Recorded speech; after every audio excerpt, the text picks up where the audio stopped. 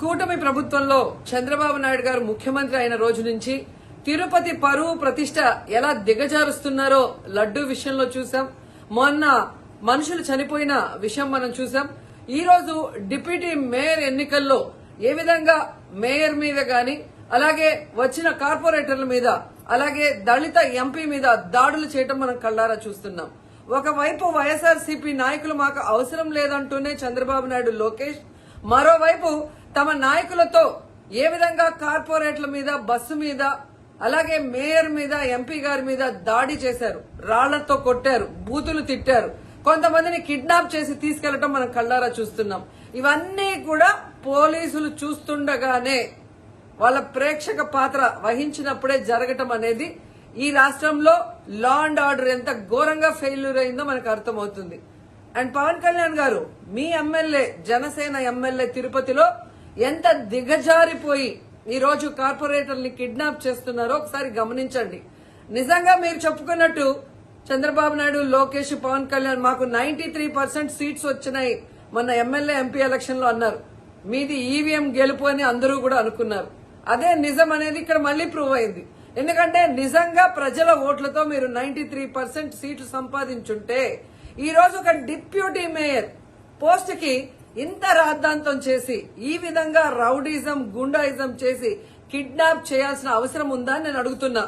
మీకు దమ్ము, ధైర్యం ఉంటే, ప్రజలు మీ పక్షాన ఉన్నారు, మీ ప్రభుత్వం సక్రమంగా పనిచేస్తుంది, ఇచ్చిన హామీలు నెరవేరుస్తుంది అని మీరు నమ్ముంటే ఈ కార్పొరేటర్లతో రాజీనామా చేయించి మీ గుర్తు మీద గెలిపించుకొని మీరు ఎన్నికలు జరిపించుంటే ప్రతి ఒక్కరు మిమ్మల్ని శభాషను ఉంటారు. కానీ ఇక్కడ జరిగే ఒక డిప్యూటీ మేయర్ ఎన్నికలకే ఈ విధంగా ఒక మహిళని చూడకుండా మేయర్ ని ఏ విధంగా హ్యూమిలేట్ చేస్తున్నారు, ఆమె మీద దాడి చేస్తున్నారు, అలాగే ఒక దళిత ఎంపీ గురుమూర్తి గారి మీద ఎలా బూతులతో తిట్టి దాడి చేస్తున్నారో టీవీలో అందరూ గమనిస్తున్నారు. సో మీరు ఫెయిల్యూర్ అయ్యారు. ఈ 7 నెలల కాలంలో ప్రజలు మిమ్మల్ని అసహించుకుంటున్నారన్న విషయం తెలిసి ఇలా దిగజారుడు రాజకీయాలు, రౌడీ రాజకీయాలు చేయాలనుకోవటం నిజం కాదని నేను అడుగుతున్నా.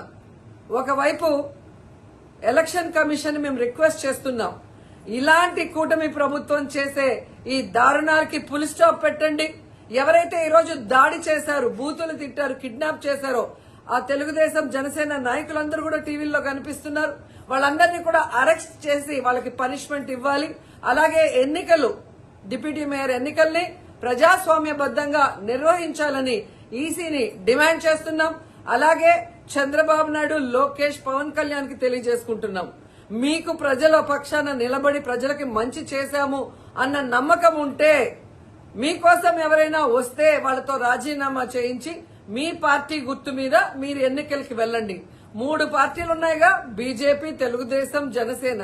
మరి మీకు ప్రజలు ఓట్లేస్తారన్న నమ్మకం లేదా?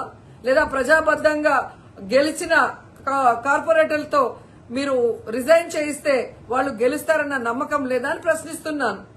సో ఒకసారి తిరుపతికి అమిత్ షా వచ్చినప్పుడు ఎలా బ్లాక్ ఫ్లాగ్స్ ఊపటం, అలాగే రాళ్లు వేయటం అనేది మనం గమనించాం. వాళ్ళు మర్చిపోయి ఉండొచ్చేమో గాని ఈ రోజు రాష్ట్రం అంతా కూడా చంద్రబాబు నాయుడు తిరుపతికి ఎవరొచ్చినా, తిరుపతిలో ఏం జరిగినా, ఏ విధంగా దిగజారుడు రాజకీయాలు చేస్తూ తిరుపతి పరువు ప్రతిష్ట మరి దిగజారుస్తున్నారో అందరూ గమనించి వాళ్ళకి బుద్ధి చెప్పాలని కూడా ప్రజల్ని కోరుకుంటున్నాను.